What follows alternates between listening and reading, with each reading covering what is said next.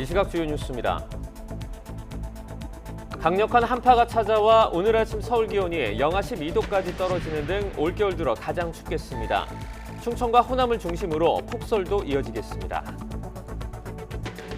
전국적인 대설과 한파로 여객선과 항공편의 결항은 물론 계량기 동파가 속출했습니다. 리조트의 전기 공급이 끊기면서 이용객들이 큰 불편을 겪는 등 관련 사고도 끊이지 않았습니다. 경복궁 담벼락에 누군가 스프레이로 낙서하고 달아나 경찰이 용의자를 추적하고 있습니다. 문화재청은 완전히 지우는데 적어도 일주일은 걸릴 것으로 예상했습니다. 전북 부안의 오리농장 두 곳에서 고병원성 조류 인플루엔자가 검출돼 지난 3일 첫 발생 이후 지금까지 확진 사례는 모두 20건으로 늘어났습니다.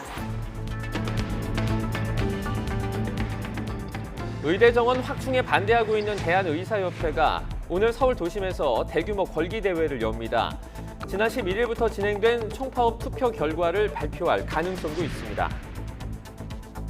부진을 면치 못했던 수출이 1년 2개월 만에 반등하면서 경상수지도 6개월 만에 불황형 흑자에서 벗어났지만 내수가 좀처럼 살아나지 않으면서 경기 회복을 기대하기는 이르다는 지적이 나오고 있습니다. 하마스에 붙잡혀 있다가 자국군에 사살된 이스라엘 인질 3명은 상의로 만든 흰 깃발까지 흔들었는데도 참변을 피하지 못한 것으로 조사돼 파장이 커지고 있습니다. BTS 멤버 전원이 병역 의무를 이행하고 있지만 음원이 역주행을 하고 10년 여정을 담은 다큐멘터리 등 다양한 콘텐츠가 나오면서 이른바 군백기가 무색하다는 말이 나오고 있습니다.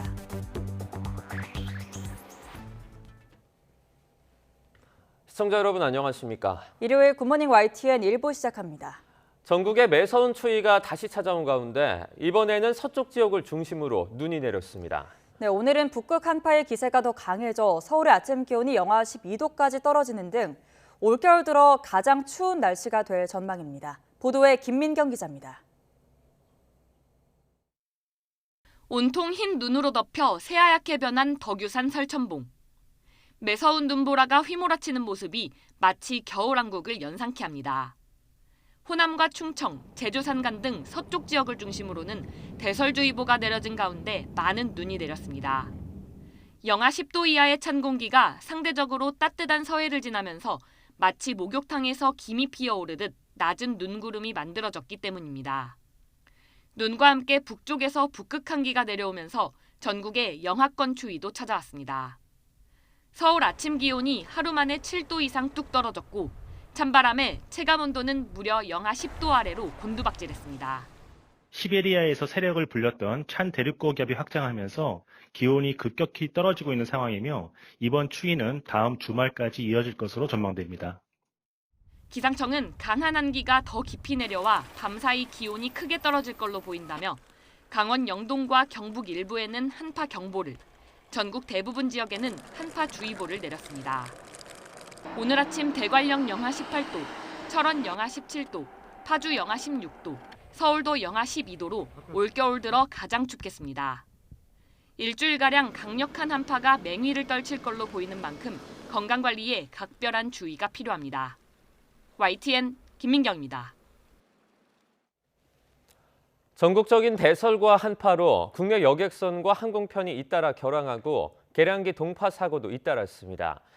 중앙재난안전대책본부는 어젯밤 기준 대설 한파 대처 상황 보고를 통해 85개 항로의 여객선 107척과 제주 김포공항 등의 항공기 22편이 결항했다고 밝혔습니다. 기온이 급격히 떨어지면서 경기 지역에서는 계량기 동파가 4건 발생한 것으로 나타났습니다. 국립공원 무등산 59개소, 지리산 43개소 등 13개 공원 268개소가 통제됐습니다. 중대본은 앞서 어제 오전 10시부로 중대본 비상 1단계를 가동하고 대설 위기경보 수준을 관심에서 주의로 상향하기도 했습니다. 한파와 폭설이 전국을 강타한 가운데 리조트의 전기 공급이 끊기면서 이용객들이 큰 불편을 겪어야 했습니다.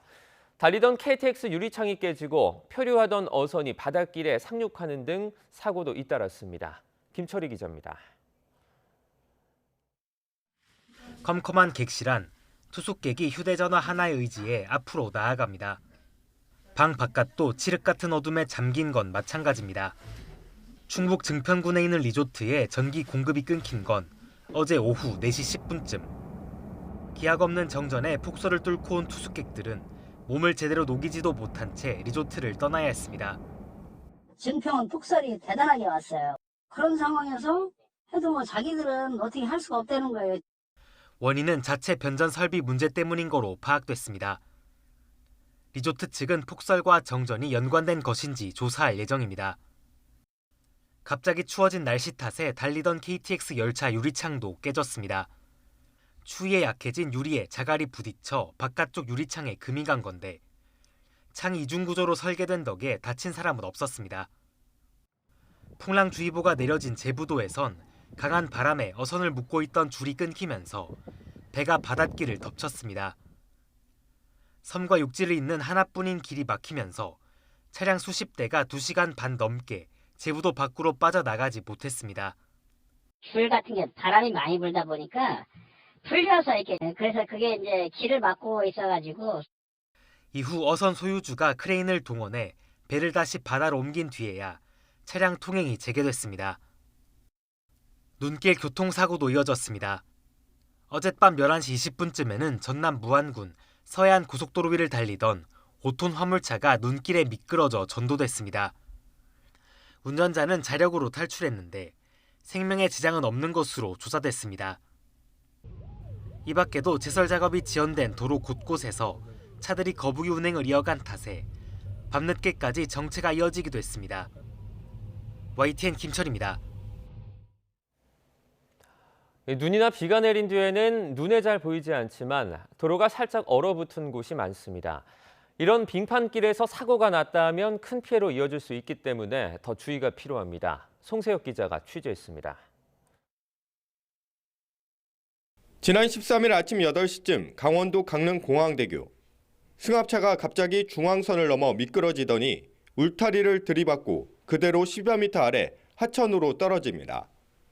이 사고로 혼자 타고 있던 운전자 57살 권모 씨가 어깨 등을 다쳐 병원에서 치료를 받고 있습니다. 당시 해당 도로는 내린 비가 살짝 얼어붙은 상태였습니다. 운전사 말로는 미끄러졌대요. 아침에 살짝 살얼음이 끼어가지고. 이처럼 눈으로 잘 안 보이는 도로 살얼음을 만나면 운전자는 속수무책입니다. 최근 5년간 발생한 빙판길 교통사고는 4,900여 건으로 120여 명이 목숨을 잃었습니다. 빙판길 교통사고 100건당 사망자 수를 나타내는 치사율은 전체 교통사고 치사율보다 1.5배나 높았습니다. 제동력이 떨어지고 종의 행들력도 상실되거든요. 제동거리 그만큼 길어집니다. 그래서 2차 사고가 연쇄 출돌이 계속 발생하는 것이죠. 시간대별로는 오전 6시에서 10시 사이에 빙판길 교통사고가 집중됐습니다. 살얼음은 주로 그늘진 도로나 다리, 터널 출입구 등에서 많이 생깁니다. 이런 위험 구간을 지날 때는 급가속과 급제동을 피하고 앞차와 충분한 거리를 확보해야 빙판길 교통사고를 막을 수 있습니다. YTN 송세혁입니다. 경복궁 담벼락에 누군가 스프레이로 낙서를 하고 달아나 경찰이 용의자를 찾는 가운데 문화재청은 서둘러 복구 작업에 들어갔습니다. 시민들은 문화재가 훼손된 모습을 보고 안타까워했습니다. 권준수 기자가 취재했습니다. 경복궁 서쪽에 있는 영추문 앞. 흰색 작업복을 입은 문화유산 보존 처리 전문가들이 담벼락에 묻어있는 스프레이를 조심스레 닦아냅니다. 특정 인터넷 사이트를 홍보한 낙서를 지우는 작업입니다. 국립고궁박물관 근처에 있는 담벼락까지 이렇게 낙서로 훼손된 곳은 2군데입니다. 주말을 맞아 경복궁을 보러 온 시민들은 깜짝 놀랐습니다. 저희의 문화유산이 이렇게 낙서되어 있는 걸 보니까 정말 마음이 아프고 화가 납니다. 부끄럽다고 생각을 해야 된다고 생각하고 다 같이 보는 공공장소인데. 복구 작업에 들어간 문화재청은 낙서를 지우는데 적어도 일주일이 걸릴 것으로 예상했습니다. 그 문화유산 주변에 이런 그 훼손은 첫 사례고 어떻게 보면 이게 앞으로 이제 이런 문제가 계속 방치되면 큰 심각한 지장을 줄 수가 있기 때문에 저희는 빠른 시간 내에 복구를 하고. 새벽 2시쯤 신고를 받은 경찰도 수사에 나섰지만 아직 용의자를 붙잡지 못했습니다. 경찰은 주변 CCTV를 분석하며 용의자를 추적하고 있습니다. 서울경찰청 청사 담벼락에도 같은 사람이 한 것으로 보이는 붉은색 낙서가 발견됐습니다. 경찰은 범인이 잡히는 대로 문화재보호법 위반과 재물손괴 혐의를 적용하는 방안을 검토 중입니다. YTN 권준수입니다. 20대 남성이 외국인 유학생 얼굴에 불을 붙이고 달아나 경찰이 추적에 나섰습니다. 서울 해와경찰서는 그젯밤 10시쯤 서울 종로구에 있는 사립대학교 기숙사 근처에서 남성이 여성에게 휘발성 물질을 뿌린 뒤 불을 붙이고 도주했다는 신고를 접수했습니다. 피해 여성은 영국 국적의 유학생으로 얼굴 등에 2도 화상을 입고 병원에서 치료를 받고 있습니다. 용의자로 지목이 된 남성은 한국 국적으로 피해 여성이 지난달 스토킹을 당하고 있다며 이 남성을 경찰에 신고했던 것으로 전해졌습니다. 경찰 관계자는 사고 장소 주변에 있는 CCTV 등을 토대로 용의자를 추적하고 범행 경위 등을 조사하고 있습니다.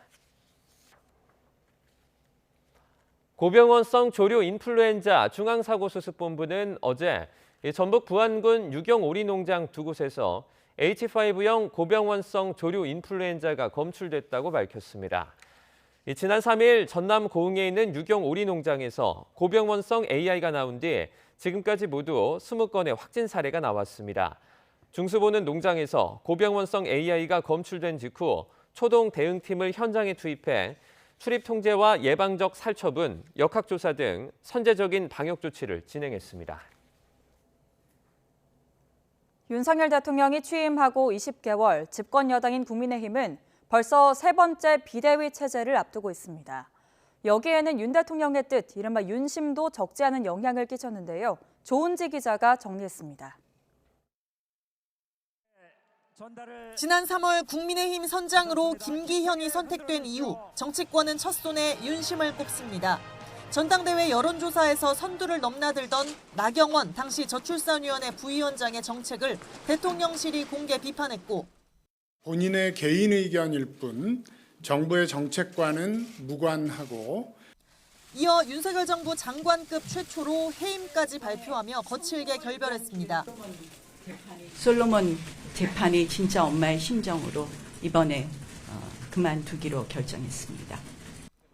당권주자 안철수 의원에 대해서도 국정회방꾼이다, 공산주의자 신영복을 존경하는 줄 알았다면 단일화하지 않았을 거라는 말이 전해지는 등 냉랭한 분위기를 연출했습니다. 안윤연대라는 표현을 누가 썼습니까? 그건 정말 잘못된 표현입니다. 강력한 경쟁자들이 주저앉는 사이 3% 지지율로 출발한 김기현 전 대표는 김장연대를 앞세워 왕좌에 앉았습니다. 선명한 당정 일체를 내걸었고 그 상징적인 장면이 서울 강서구청장 보궐입니다. 싸늘한 민심과 열세인 여론조사 추이를 알고도 당은 김태우를 특별 사면한 윤심을 받들어 의원 총동원령을 내리며 선거운동을 독려했습니다. 김태우가 되면 대통령도 밀어주고 서울시장도 밀어줄 것 같은데 여러분 그런 확신이 더 싫어요. 17%포인트 참패 이튿날 김기현 전 대표는 김행 여가부 장관 후보자 지명 철회를 요구하며 잠시 반전을 꾀했을 뿐 대표 사퇴 결정까지도 끝내 용산 그늘에서 벗어나지 못한 채 9개월 만에 조기 퇴장하게 됐습니다. 앞서 이준석 전 대표는 정반대, 내부 총질로 기억되듯 대통령과 엇박자를 냈고 진흙탕 법적 싸움 끝에 물러났습니다. 윤석열 정부 출범 20개월, 집권 여당은 벌써 세 번째 비대위 체제를 맞는데 중심에 있는 대통령은 말이 없습니다. 여권 핵심 관계자는 YTN에 윤 대통령은 탄핵당에서 지리멸렬 패족 위기였던 당이 본인 덕분에 정권 교체를 했다고 인식한다며 여의도에 빚이 없다고 설명했습니다. 배신의 정치를 심판하라던 박근혜 전 대통령도, 더불어민주당 정부라고 외친 문재인 전 대통령도 이상적인 당청 관계를 구축했다고 평가받진 않습니다. 취임 3년 차 정권 심판 성격의 총선을 앞두고 윤 대통령에게 가장 시급한 건 건강한 당정관계 재정립이라는 여론이 힘을 얻고 있습니다. YTN 조은지입니다. 22대 총선이 넉 달도 채 남지 않은 가운데 정치권에서는 거대 양당을 제외한 공간, 이른바 제3지대가 주목받고 있습니다. 이낙연, 이준석 등 전직 당 대표들의 신당 움직임과 맞물려서 돌풍을 일으킬지 아니면 찻잔 속 태풍에 그칠지 관심이 쏠리고 있는데요. 김경수 기자가 짚어봤습니다. 국민의힘과 더불어민주당을 모두 지지하지 않는 무당층이 30% 안팎이란 여론조사가 이어지면서 대안이 필요하다는 이른바 제3지대론이 부상하고 있습니다. 보수와 진보, 각 진영 간판급 인물들의 신당 추진 움직임도 불을 지피는 모양새인데 최근 가장 적극적인 행보를 보이는 사람은 이낙연 전 민주당 대표입니다. 양당 모두 싫다는 분들을 투표장에 가시도록 할 만한 대안을 제시하는 것. 1월 초라는 것은 국민들께 이렇게 하고자 합니다 하는 보고를 드리는 그 정도가 될 것입니다. 민주당 내에서 호응이 없고 야권 내 여론도 부정적인 기류라 아직은 이낙연 신당의 한계가 뚜렷해 보인다는 분석이 우세합니다. 하지만 다른 세력과 연합한 빅텐트의 크기에 따라 바람의 세기는 달라질 수 있습니다. 이미 신당을 꾸린 금태섭 전 의원, 양향자 의원과 손을 잡거나 한 발 더 나아가 이준석 전 대표와 뭉치는 시나리오까지 거론되고 있어서입니다. 오는 27일 이후 국민의힘을 탈당해 신당을 만들겠다는 이준석 전 대표 역시 이낙연, 이준석, 이른바 낙준연대의 문을 완전히 닫진 않고 있습니다. 낙준연대 뭐 이런 얘기들 하도 많이 나와가지고 저는 그건 아직까지 좀 거리감이 있다 봅니다. 전혀 고려하고 있지 않다. 지금 단계에서는. 예. 근데 그러면 닫아놓을 필요는 없고요. 예. 열어놓고 봐야죠. 이 전 대표와 소통을 이어간 금태섭 전 의원이 두 사람의 연결고리가 될 수 있다는 전망과 함께 저희가 힘을 모아내지 않으면 기존 정당을 깨기가 어렵습니다. 이준석 당, 이낙연 당, 뭐 금태섭 당 이래서 그것도 못 합치면서 저희가 기존 정치를 비판을 하면은 별로 설득력이 없거든요. 여권의 유승민 전 의원 연대설까지 고개를 들면서 제3지대 확장 가능성을 키우고 있습니다. 복병은 여야가 아직도 합의하지 못한 선거제입니다. 상대적으로 지역구 의석을 얻기 어려운 신당의 국회 진입 가능성을 높이는 현행 준연동형 비례대표제 대신 과거 병립형 비례대표제로 게임의 규칙이 정해질 경우 신당의 파급력이 위축될 수 있습니다. 향후 거대 양당의 공천 과정에서 당을 뛰쳐나온 현역 의원이 신당에 얼마나 참여하느냐도 눈여겨볼 만한 부분입니다. 지난 2016년 국민의당처럼 제3지대가 돌풍의 주역이 될지 아니면 미풍에 그칠지 내년 총선의 주요 관전 포인트 가운데 하나로 떠오르고 있습니다. YTN 김경수입니다. 동네 소아과 병원이 부족하다 보니 문 여는 시간에 맞춰 뛰어가는 오픈런뿐 아니라 새벽부터 줄을 서는 현상까지 나오고 있습니다. 휴대전화로 진료 시간을 예약하는 앱 이용률도 늘면서 예약 없이 병원에 온 환자들은 진료를 받지 못하는 일도 벌어지고 있습니다. 김혜은 기자가 보도합니다. 건물 밖에도 건물 안에도 긴 줄이 늘어섰습니다. 소아과 진료 번호표를 뽑기 위해 이른 새벽부터 나온 겁니다. 일찍 나서도 대기 숫자는 넘쳐나고 9시 진료 시간에 이미 240명이나 기다리는 병원도 있습니다. 집에서 휴대전화 앱으로 예약할 수 있는 병원도 있지만 그마저도 예약 전쟁입니다. 9시나 8시 반부터 열려가지고 그때 열어도 한 100명 정도 그냥 한 1, 2분이면 다 차거든요. 한 5시 때부터 보통 줄을 섰죠. 최근에는 예약 앱 이용자가 늘면서 인터넷 예약 없이 병원에 가면 몇 시간씩 기다리는 일까지 벌어지고 있습니다. 심지어 앱 예약자들에게 밀려 아예 진료를 못 받는 일도 벌어졌습니다. 보건복지부가 지난달 열흘 동안 인터넷 예약으로 인해 진료를 받지 못했다는 민원을 접수한 병원은 전국 30곳. 이 가운데 8곳은 병원 진료 시간이 끝나기 2시간 전에 현장 접수를 마감해 진료 거부로 보고 행정지도 명령을 내렸습니다. 고령층 등 앱을 이용하지 않는 환자들에 대한 의료 접근권을 보장하고 예약 상황을 확인할 시스템 개선이 필요하다는 지적입니다. 소아과 같은 게 지금 절대적으로 이제 부족한 상황에서는 이제 그런 앱 이용자만 이용할 수 있다든지 이렇게 차별적으로 하는 거는 조금 문제가 될 수 있지만 사전에 소비자들이 충분히 알 수 있으면 사실 이 문제는 해결할 수 있다고 생각하거든요. 정부는 감시 강화와 함께 제도적인 규제 방안을 고민하겠다고 밝혔습니다. 현행 의료법 내에서 할 수 있는 방안을 최대한 강구를 해서 그러한 부작용을 금지를 하겠습니다. 근데 다만 이게 예측 가능성을 높이고 또 법적인 그걸 확실히 하기 위해서는 이거와 관련된 법 규정 개정도 소아과 진료 예약 전쟁은 결국 의사 인력이 부족하기 때문인데 최근 5년 동안 새롭게 문을 연 소아과보다 문을 닫은 곳이 더 많아 상황은 갈수록 악화하고 있습니다. YTN 김혜윤입니다. 의대 정원 확충에 반대하고 있는 대한의사협회가 오늘 서울 도심에서 대규모 집회를 진행합니다. 의사협회는 오늘 오후 2시 광화문 일대에서 대규모 집회를 열어 정부가 추진하는 의대 증원 정책에 반대 목소리를 낼 예정입니다. 의협은 정부는 지난 2020년 의대 정원 문제를 의료계와 논의한다는 구사 의정 합의를 지켜야 한다면서 일방적으로 강행할 시 총파업에 나설 것이라고 밝혔습니다. 이처럼 의대 증원에 반대하는 의사협회의 집회가 예정된 가운데 보건의료노조가 의대 증원에 대한 찬반 여론조사 결과를 발표합니다. 보건의료노조는 오늘 오전 10시 반 국회 앞에서 기자회견을 열고 의대 정원 확대와 적정한 증원 규모 등에 대한 여론조사 결과를 발표한다고 밝혔습니다. 또 실제로 의료 현장에서 의사 인력이 얼마나 부족한지에 대한 실태조사 결과를 발표하고 지역 필수 의료 붕괴를 막기 위한 정책을 제안할 계획입니다. 금리 인하 기대에 들떴던 뉴욕 증시가 금리 인하 논의가 시기상조라는 뉴욕 연방은행 총재의 말에 열기가 누그러졌습니다. 시장에 장밋빛 전망이 쏟아지고 있지만 지나친 기대는 금물이라는 지적이 잇따르고 있습니다. 이승은 기자가 보도합니다. 지난밤 뉴욕 증시는 3월 금리 인하에 대한 기대감을 꺾은 뉴욕 연방준비은행 총재의 발언이 전해지며 혼조세로 마감했습니다.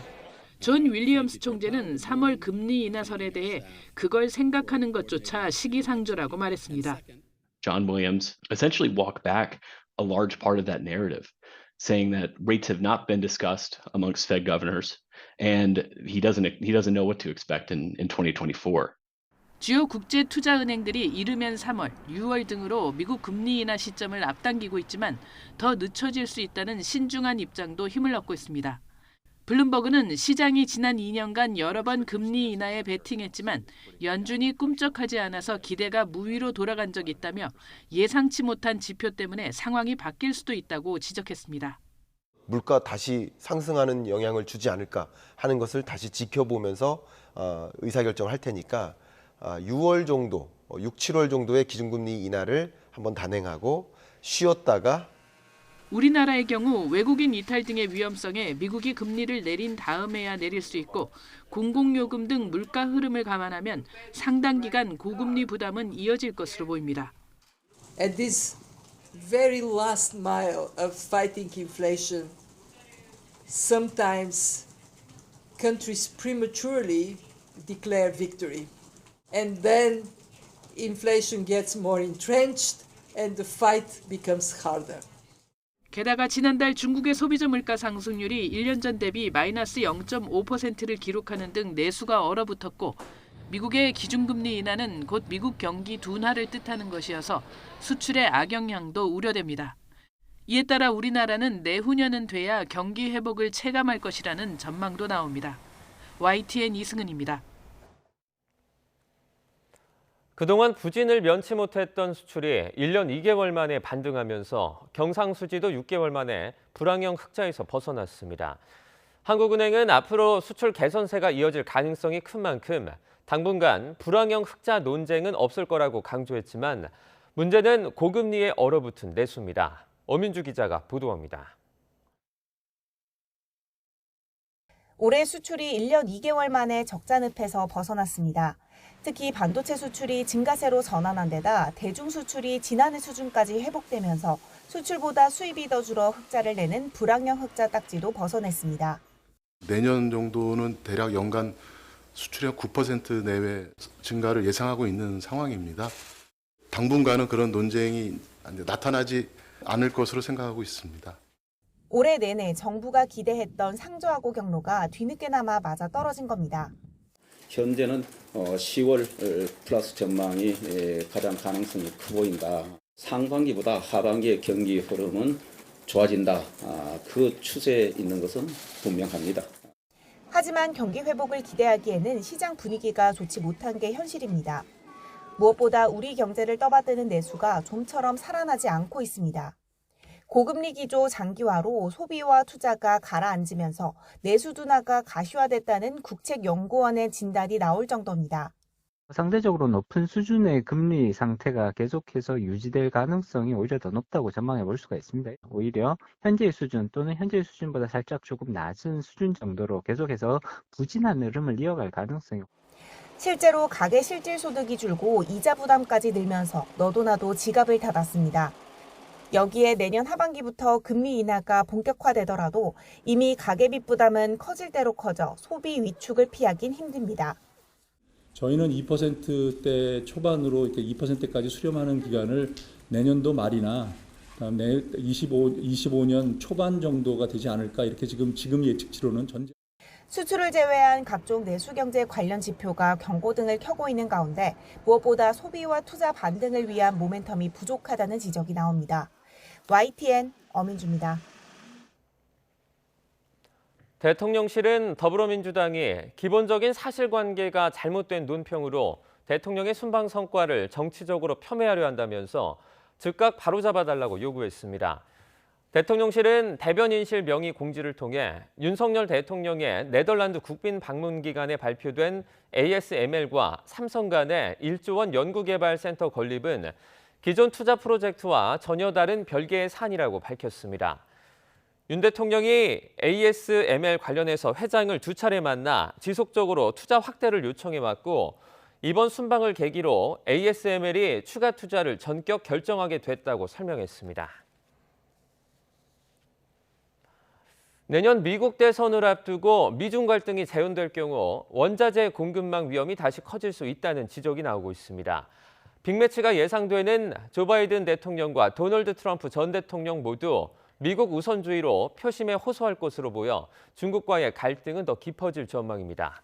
홍상희 기자입니다. 다음 달 13일 타이완 총통 선거를 시작으로 러시아와 우크라이나, EU 유럽의회 선거에 미국 대선까지 내년은 그야말로 슈퍼 선거의 해로 전 세계 40여 개 나라에서 리더십 변화를 앞두고 있습니다. 이 가운데 우리 통상 환경에 가장 큰 영향을 미칠 선거는 미 대선입니다. 인플레이션 감축법, IRA로 친환경 산업을 지원했다는 바이든 대통령에 맞서 트럼프 전 대통령은 취임 시 IRA 백지화를 내세우는 등 표면적으로는 대립하고 있지만 속내를 들여다보면 두 예비 후보 모두 자국 우선주의가 핵심입니다. 때문에 조지아, 애리조나주 등 경합주에서 표심을 얻기 위해 두 예비 후보 모두 제조업 육성, 바이 아메리카 정책과 함께 대중 강경 노선을 펼칠 것이라는 전망에 힘이 실리고 있습니다. 바이든이나 트럼프 모두 미국 중심적인 생각을 갖고 있다는 겁니다. 모두 중국에 대해서 굉장히 강경한 입장을 보이고 있다는 부분이고요. 미국의 대중 압박이 강해질 경우 중국의 대응 수위도 높아질 것으로 보입니다. 올해 미국의 대중국 기술 봉쇄에 맞서 핵심 광물 수출 통제에 나선 중국의 자원민족주의가 다시 현실화할 경우 원자재 공급망 리스크가 더 커질 수 있다는 겁니다. 흑연 같은 경우에도 재련 분리 능력은 중국이 90%를 지배하죠. 내년에 이제 미국 대선을 앞두고 있기 때문에 중국과 미국의 강대강 국면이 될 가능성이 있기 때문에 그와 관련돼서 이제 공급망 리스크에 주의할 필요가 있다. 전문가들은 불확실성 확대로 내년 세계 경제가 2% 후반의 저성장 기조를 유지할 것으로 내다봤습니다. 우리 경제는 IT 품목이 수출 회복세를 이끌면서 무역 수지가 3년 만에 흑자로 전환되겠지만 불안정한 대외 환경 속 각국의 통상 정책 변화에 주목해야 한다고 강조했습니다. YTN 홍상입니다. 지난 9월 북러 정상회담 이후 연내 가능성이 점쳐졌던 푸틴 러시아 대통령의 방북은 해를 넘길 가능성이 커 보입니다. 내년 3월 러시아 대선에서 푸틴 대통령이 재선에 성공한다면 북러가 동반 핵실험에 나설 거란 전망도 나오고 있습니다. 최두희 기자입니다. 지난 9월에 열린 북러 정상회담 이후 양측은 고강도 밀착을 계속하고 있습니다. 10월엔 라브로프 러시아 외무장관이 평양을 방문했고 11월엔 북러 경제공동위원회가 열린 데 이어 최근엔 러시아 연해주 주지사가 북한을 찾았습니다. 북러 간 무기거래 정황이 짙어지는 가운데 우리 정보당국은 북한이 러시아에 노동자 파견을 추진 중인 동향에도 주목하고 있습니다. 지난 9월 푸틴 대통령은 답방 차원에서 일찌감치 방북 의사를 밝혔지만 푸틴 대통령은 초청을 쾌히 수락하면서 로조 친선의 역사와 전통을 변함없이 이어갈 의지를 다시금 표명했습니다. 내년 3월 열리는 러시아 대통령 선거에 출마하기로 해 방북 시점은 해를 넘길 가능성이 커 보입니다. 12월 연말 결산과 당 전원회의 준비로 바쁘고 푸틴 대통령 또한 내년 3월 대선 출마로 상당히 분주하기 때문에 연내 푸틴 대통령의 방북 가능성은 상당히 희박하고 다만 푸틴 대통령의 압승이 유력한 만큼 재집권 이후에 내년 11월로 예정된 미국 대선에 미치는 영향을 극대화하기 위한 차원에서 방북 시점을 저울질할 것으로 관측됩니다. 아울러 러시아가 내년에 30년 만의 핵실험에 나설 거란 전문가 전망도 나왔습니다. 푸틴 대통령이 지난달 모든 종류의 핵실험을 금지하는 포괄적 핵실험 금지 조약 CTBT 비준을 무효화하는 법에 서명했다는 점도 이런 주장에 힘을 싣습니다. 미국의 어떤 대선도 노리고 또 러시아의 어떤 그 푸틴 대통령의 반미 대외 전략을 조금 이제 대내외적으로 선전하는 그 효과를 노리기 위해서 핵실험을 할 가능성이 상당히 높다고 봅니다. 이 과정에서 북한도 공조 차원에서 7차 핵실험에 나설 것으로 보이는 만큼 내년 한반도 안보 상황이 심상치 않을 거란 관측도 나옵니다. YTN 큐두입니다. 하마스 소나귀에서 벗어난 이스라엘 인질 3명이 이스라엘군을 향해 상의로 만든 흰 깃발을 흔들었지만 이를 하마스의 유인작전으로 오해한 병사의 발포로 사망한 것으로 조사됐습니다. 일간 하레츠 등 현지 언론에 따르면 이스라엘군 남부사령부의 고위 지휘관은 군 당국의 초동 조사 보고서를 인용해 당시 상황을 이같이 설명했습니다.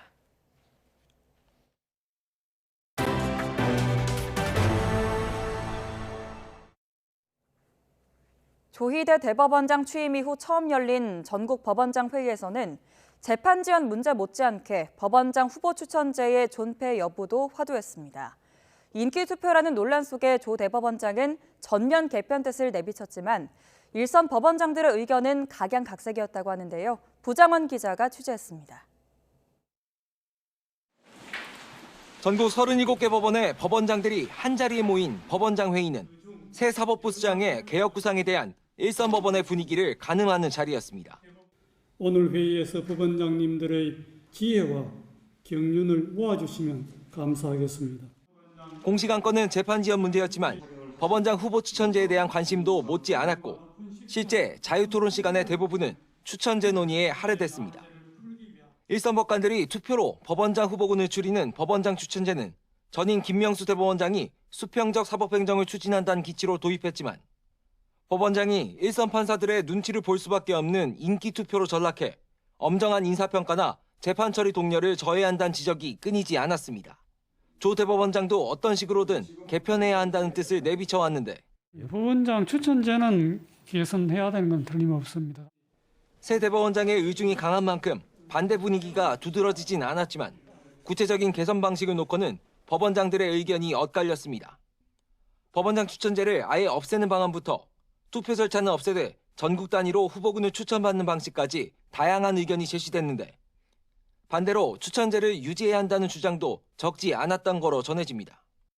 특히 법원장 인선 대상을 놓고 최고참 법관이 많은 고등법원장과 추천제로 당선된 지방법원장들 사이 온도차가 감지됐습니다. 일부 고등법원장을 중심으로 과거처럼 고등법원 부장판사가 일선 법원장을 맡을 수 있게 해야 한다는 의견이 제시됐지만 1심과 2심 법관을 분리한 법관 이원화의 취지를 거스른다는 반론이 만만치 않았던 것으로 알려졌습니다. 다만 복수의 법원장들은 YTN에 결론을 내는 게 아니라 대법원장에게 다양한 의견을 전달하는 자리였기 때문에 경론이 펼쳐지진 않았다고 설명했습니다. 조 대법원장이 조만간 법원장 추천제 개편안을 확정할 방침인 가운데 어떤 대안을 내놓을지 주목됩니다. YTN 부장원입니다. 새 집 건너 한 집은 혼자 살고 있을 만큼 이제 1인 가구는 우리나라에서 가장 보편적인 가구 형태가 됐습니다. 그런데도 주거와 복지 시스템의 기본값은 여전히 다인 가구에 맞춰져 있어서 정책 고민이 필요하다는 지적이 나오고 있습니다. 나연수 기자가 보도합니다. 10년 전만 해도 대한민국의 변화가 이렇게 빠를 줄 몰랐습니다. 2035년에는 1인 가구가 34%에 달할 거라는 전망이 나왔습니다. 예상을 13년이나 앞질러 1인 가구 비중은 이미 지난해 34.5%에 도달했습니다. 2인 이상 가구보다 평균 소득은 낮고 주거비와 생활비, 빚 부담은 큰 1인 가구. 세금은 똑같이 내지만 정책은 다르게 돌아옵니다.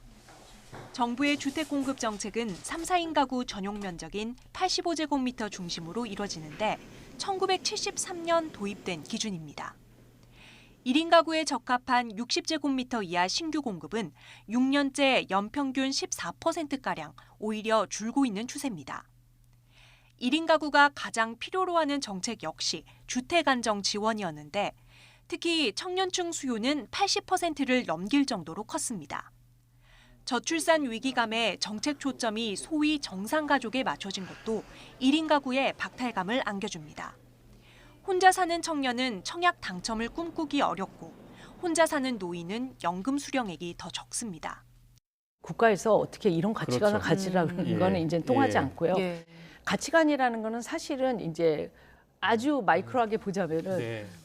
보상과 이제 벌을 받는 책이잖아요. 근데 이제 그 기회비용이 굉장하다는 거예요. 결국 가구 형태의 변화를 발빠르게 쫓는 건 1인 가구를 새로운 소비층으로 반기는 시장뿐. 2030년 1인 가구 비중이 40%에 육박할 것으로 전망되는 만큼 달라진 사회상과 생애 주기를 반영한 주거와 복지 시스템 마련이 시급하다는 지적입니다. YTN 나연수입니다. 우리나라 합계 출산율이 내년부터 0.6명대로 추락할 거라는 전망이 나오자 정부가 강도 높은 대책을 마련하겠다고 밝혔습니다. 내년 초에 저출산 기본계획을 수정하겠다는 건데 실효성 있는 대책이 나올지 관심이 쏠리고 있습니다. 조용성 기자가 보도합니다. 대통령직 속 저출산 고령사회위원회는 지난 3월 5대 핵심 과제를 담은 정책을 발표했습니다. 6월에는 여러 부처가 참여하는 인구정책기획단을 출범해 저출산과 고령화 대응책을 논의하고 있습니다. 하지만 정부가 받아든 건 합계 출산율이 0.6명대로 추락할 것이라는 경고가 담긴 성적표였습니다. 14세기 유럽의 흑사병 때보다 우리나라의 인구 감소 추이가 위험하다는 외신의 분석까지 나왔습니다. 발등에 불이 떨어지자 인구정책 주무부처인 보건복지부는 상황을 엄중하게 보고 있다고 밝혔습니다. 0.65까지 떨어진다는 것은 우리 정책이 크게 잘못됐다는 그런 판단을 하게 되고 그거는 참 죄송하다는 그런 말씀을 드립니다. 정부는 우선 오는 2025년까지 계획을 담은 제4차 저출산 고령사회 기본계획을 내년 초 수정해 발표할 계획입니다. 저출산위원회에서는 양육 부담을 덜어주기 위한 방안에 주력할 것으로 보입니다. 육아휴직을 의무화하거나 육아휴직 급여를 인상하는 등 그간 거론된 방안도 긍정 검토할 것으로 보입니다. 육아휴직이나 육아 근로시간 단축과 같은 일하면서 아이를 키울 수 있도록 하는데 지원하는 것이 여러 연구자들도 그것이 가장 가성비가 높다. 그래서 여기에 예산 투입이 집중돼야 된다라고 얘기를 하고 있고. 하지만 저출산 대책이 실제로 국민이 만족할 정도로 나오지 않는다는 지적도 높습니다. 이 때문에 일과 가정이 양립할 수 있도록 기업의 변화를 끌어내는 지원책도 고심하고 있습니다. 가족 친화 경영을 하는 것은 근로자의 삶의 질을 높이고 그리고 인재 확보한 중요한 전략이 될 수 있습니다. 또한 기업의 가치를 높이고 기업의 경쟁력을 제고할 뿐만 아니라 내년부터 새로 시행되는 저출산 정책만 해도 이미 20개에 육박하는 상황에서 정부가 약속한 특단의 대책에 실효성 있는 내용이 담길지 주목됩니다. YTN 조용성입니다. 플라스틱 빨대 등 일회용품을 퇴출하기 위해서는 프랜차이즈 업계의 적극적인 동참이 특히 중요한데요. 업계에서는 가맹점의 참여를 끌어내기 위한 혜택 제공에 정부의 지원이 필요하다는 목소리가 나왔습니다. 김평정 기자가 보도합니다. 플라스틱 빨대 금지가 다시 연기된 이후 소비자들은 이용하는 가게마다 다른 빨대를 쓰고 있습니다. 편의점과 본사 직영점인 카페는 여전히 종이 빨대를 유지하고 있지만 가맹점은 플라스틱 빨대를 다시 쓰는 곳이 많아졌습니다. 이에 따라 프랜차이즈 업계에서는 가맹점에서 대체품 사용을 장려하도록 정부 지원이 필요하다고 요청했습니다. 플라스틱 빨대보다 조금 더 비싼 종이 빨대 등 대체품을 선택하는데 혜택을 줄 필요가 있다는 이유에서입니다. 한 회사의 어떤 모범적 사례가 쉽게 확산될 수 있는 굉장히 좋은 케이스가 될 수 있는 예거든요. 인센티브와 그런 것들이 있다 그러면은 이게 점점 다른 업체까지 동참할 수 있지 않을까 하는 생각입니다. 토양에 묻으면 잘 분해되는 생분해성 수지로 만든 빨대도 친환경 인증 대상에 포함해달라는 요구도 나왔습니다. 현재 기준으로는 일반 플라스틱 빨대와 같은 취급을 받아 앞으로 일회용품 규제가 다시 강화될 때 못 쓰게 될 수 있기 때문입니다. 저희가 이 생분해성 수지에 대한 사용처를 확대하기 위해서는 다양한 곳에서 좀 문제없이 쓸 수 있도록 환경부 쪽에서 인증을 좀 해줘야 되는데 규제가 미뤄지는 동안 정부에서 더 적극적으로 대국민 캠페인을 해달라는 요구도 있었습니다. 종이 빨대보다는 플라스틱 빨대를 훨씬 선호하시는 경향이 있습니다. 환경부 측에서 좀 열심히 정책적으로 캠페인이나 이런 것들을 펼쳐주셔서 바꿔주셨으면 하는 바람도 어느 정도는 있습니다. 점포가 작거나 직원이 적어 다회용기를 세척하기 어렵다는 의견도 나왔는데 정부는 주요 거점마다 다회용기를 수거해 세척을 대행하는 기관 마련을 검토할 예정입니다.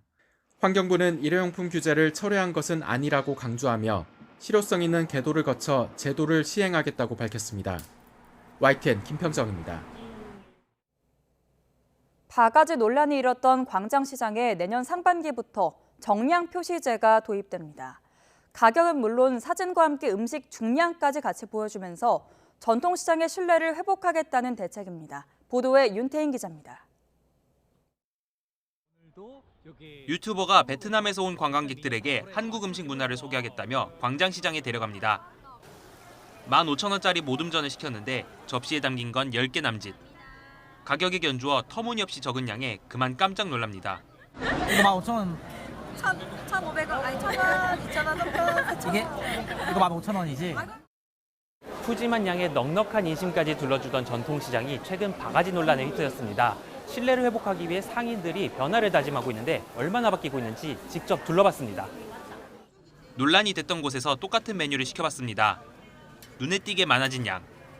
다른 가게를 찾아가도 전이 가득 담긴 접시가 나왔습니다. 다시 회복을 시키기 위해서 지금 굉장히 노력들을 많이 하고 계세요. 다들 넉넉하게 막 드리려고 지금 노력들을 많이 하고 있죠. 손님들 신뢰를 되찾기 위해 변화도 도입될 예정입니다. 내년 상반기부터 메뉴판에 음식 사진과 무게 등 정량을 표시하기로 했습니다. 이미 정량 표시제를 도입한 전통시장 점포는 고객 신뢰 확보에 효과가 상당하다고 입을 모읍니다. 저울에다 올려놓고서 이제 손님들한테 보여드리고서 담아드리다 보니까 정량보다 많이 넣어드리면 많이 넣어드렸다고 말씀드리면 이제 손님들께 좋아하면서 이제 받아가시고 그럼. 이와 함께 서비스 질이 잘 유지되고 있는지 점검하기 위해 손님으로 가장한 모니터링 요원, 미스터리 쇼퍼 제도도 도입할 예정입니다. YTN 윤태인입니다.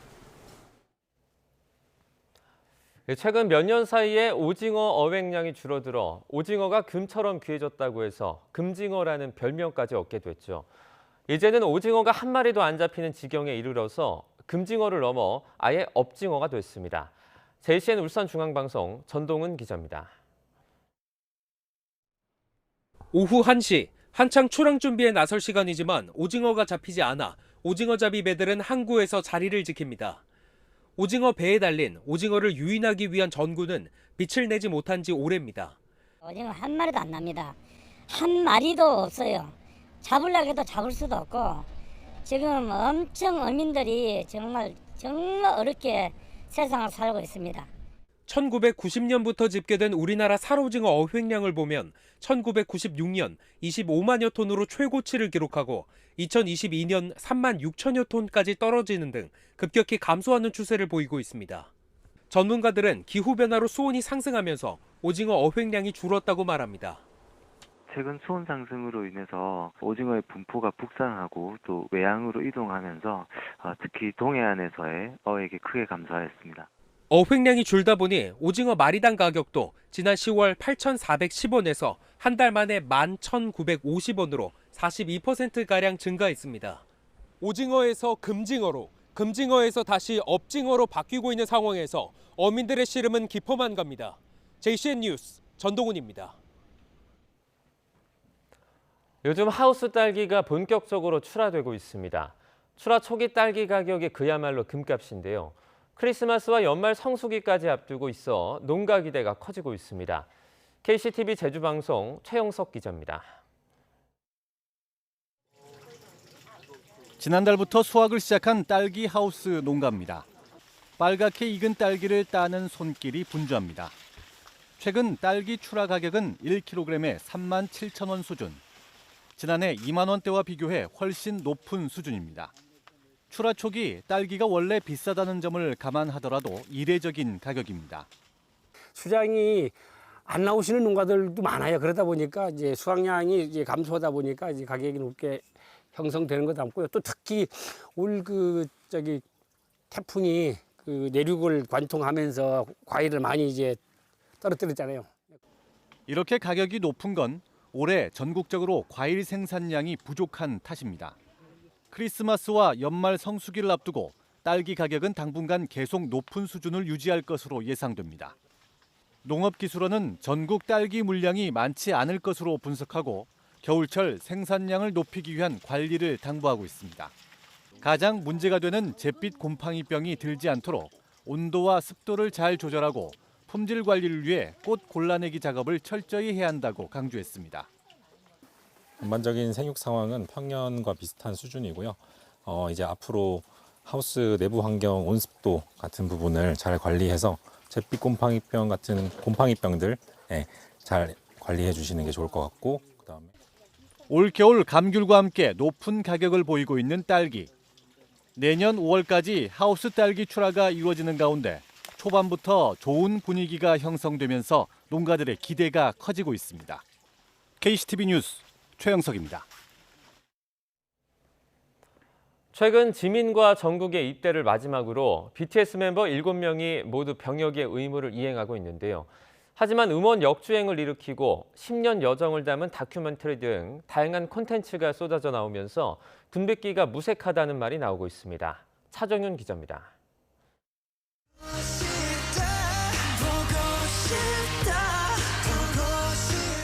잠시 안녕이란 말을 남기고 병역 임무를 이행하기 위해 입대한 BTS 7 멤버들. 하지만 팬덤 아미의 화력은 식지 않았습니다. 6년 전 발매됐던 봄날은 일본 오리콘 차트 데일리 디지털 싱글 랭킹과 전 세계 83개국 아이튠즈 음원 차트 1위에 오르며 역주행을 일으켰습니다. 데뷔 후 10년간의 여정을 담은 방탄소년단의 다큐멘터리도 곧 공개됩니다. 연습생 시절부터 21세기 팝 아이콘으로 우뚝 서기까지 7 멤버들의 속마음과 일상 속 모습이 담겼습니다. 방탄소년단은 미리 준비한 다채로운 콘텐츠를 차례대로 풀어놓으며 아쉬운 팬들의 마음을 달래줄 것으로 보입니다. 저희가 준비해놓은 것들이 꽤나 많아요. 꽤나가 아니라 그냥 엄청 많아요. 그냥 진짜 많아요. 진짜 많으니까 그냥 여러분들은 잘 즐기고 계시면 내년부터는 먼저 입대한 멤버들의 솔로 활동도 볼 수 있을 것으로 전망됩니다. 내년 6월에는 맏형진, 10월에는 래퍼 제이홉이 제대 이후 멤버들의 빈자리를 채우고 나머지 멤버들이 전역하는 2025년 6월 이후 본격적인 완전체 활동을 재개할 거로 보입니다. 진영 금방 오고 또 이제 호비도 한 이제 절반 정도 돌지 않았습니까? 그래서 그 둘이 방탄소년들로 이제 활동을 해줄 거예요. 전문가들은 완전체 활동 이후 이전보다 더 커질 영향력을 기대하고 있습니다. 특히 안타깝게 놓쳤던 그래미 어워즈의 벽을 뛰어넘으며 미국 3대 음악 시상식의 그랜드슬램 달성까지 가능할 걸로 내다보고 있습니다. 이 이후에 한국의 아이돌은 똑같은 모델로 가게 되면 훨씬 더 이제는 모든 K-팝 아이돌들이 장수돌이 될 것이다. 군백기에 상관없이 그걸 뛰어넘고서 이후에도 뭐 10년, 15년, 20년 이렇게 갈 수 있는 여지가 높아지기 때문에 전원 군복무로 입대 리스크를 말끔히 씻으며 완전체 활동에 대한 기대감을 높이고 있는 방탄소년단. 한때 병역 기피로 얼룩졌던 K-팝 아이돌 역사에 새로운 표준이 되어가고 있습니다. YTN 차정윤입니다. 항일 투쟁을 이끈 의열단 김상옥 의사의 순국 100주년을 맞아 그의 투철한 애국심을 기리는 특별전 등 행사가 잇따랐습니다. 무대와 전시장 등에서 독립투사의 애국혼을 접하면 가슴 깊이 경의와 감동이 스며듭니다. 이교준 기자의 보도입니다. 매국노를 쳐다본다. 극발전소 301의 연극 밀정 리스트. 일제강점기 종로 경찰서에 폭탄을 투척한 김상옥 의사 등 의열단 단원들의 이야기입니다. 일제의 밀정 잠입 등 악랄한 공작 속에서도 대한독립의 의지를 꺾지 않았던 의열단의 역사적 사실을 토대로 극화한 작품입니다. 올해 김상옥 의사 순국 100주년을 맞아 그의 항일 투쟁 정신을 되돌아보는 특별전이 열렸습니다. 항일 무장투쟁단체 의열단 단원으로 경성 피스톨이라 불릴 정도로 일본 군경에게 공포의 대상이었던 김 의사의 투철한 애국혼이 전시장 곳곳에 배어 있습니다. 3.1 운동 당시 위기에 처한 여학생을 구하고 일본 경찰에게서 빼앗은 칼이 공개됐고 1923년 1월 종로 경찰서 폭탄 투척과 일본 군경 천여 명과의 총격전 등 장면이 재현됐습니다. 김구, 이시영, 조수왕 선생이 독립에 헌신한 김 의사를 기리며 남긴 유묵도 볼 수 있습니다. 그 무지막지한 일제와 싸울 수 있겠느냐, 그리고 그게 무슨 의미가 있겠느냐라는 생각을 하셨겠지만 바로 그게 씨앗이 되어서 그리고 불씨가 되어서 이 독립을 이루어냈고 또 그러한 정신이 우리 대한민국을 영원히 살릴 수 있을 것이라고 생각합니다. 이번 전시는 김 의사의 어린 시절부터 순국까지 항일 투쟁의 발자취를 한눈에 살펴볼 수 있습니다. YTN 이교준입니다.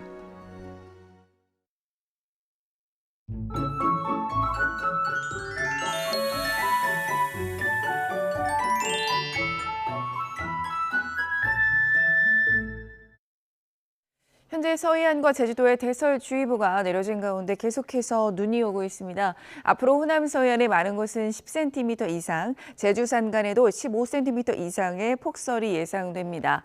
전국이 꽁꽁 얼어붙었습니다. 대부분 지방에 한파특보가, 특히 수도권과 강원, 충북 일부는 한파경보가 발효 중인데요. 현재 서울 기온은 영하 11.5도, 체감온도 영하 17도고요.